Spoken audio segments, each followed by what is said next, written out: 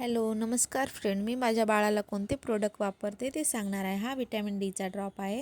हा बाळाच्या हाडाच्या वाढीसाठी विटॅमिन डी हे महत्त्वाचे असते. ही मी माझ्या बाळाला रोज 1 ml देते.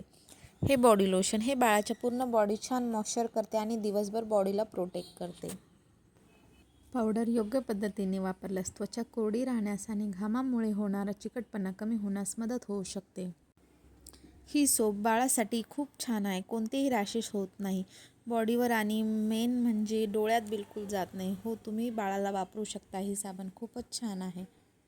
बाळाच्या फेसला वगैरे लावून तुम्ही एकदम व्यवस्थित धुवू शकता. डोळ्यात बिलकुल जाणार नाही. आणि हे बेबी वाइप्स खूप एकदम सॉफ्ट आहे आणि त्याचा स्मेल पण खूपच छान आहे आणि त्याची साईज पण मोठी आहे. तुम्हाला जास्तीत जास्त 2च वाइप्स लागतील ॲट अ टाईम.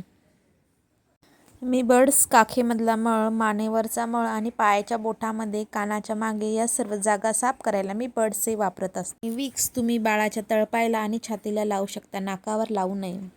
डायपर हे बाळाला चांगल्या क्वालिटीचे वापरावे कारण त्यामुळे बाळाला रॅशेस होतात आणि दर 6 तासाला डायपर चेंज करावे. पण कमीत कमी बाळाला डायपर वापरा आणि हे डायपर खूप सॉफ्ट आहे. साईज एकदम कम्फर्टेबल आहे आणि एकदम फ्लेक्झिबल आहे. हे बेबी नेल कटर हे मी ऑनलाईन मागवलेलं आहे आणि यामुळे बाळाला इजा होण्याची भीती नसते. त्यामुळे वेगवेगळे टूल्स आहे आणि एस साईज आहे. त्यामध्ये सेलवर चालतात हे सगळे टूल्स. हे सगळं प्रोडक्ट मी माझ्या बाळाला वापरते. तुम्ही वापरावे हे काही माझं म्हणणं नाही आहे. तुम्ही तुमच्या बेबीच्या स्किन टाईपनुसार तुम्ही प्रोडक्ट्स वापरू शकता. आणि हे बघा, जे आपण रिमोटमध्ये सेल वापरतो ना, ते सेल आहे. तसेच तुम्ही याच्यामध्ये सेल टाकून वापरू शकता.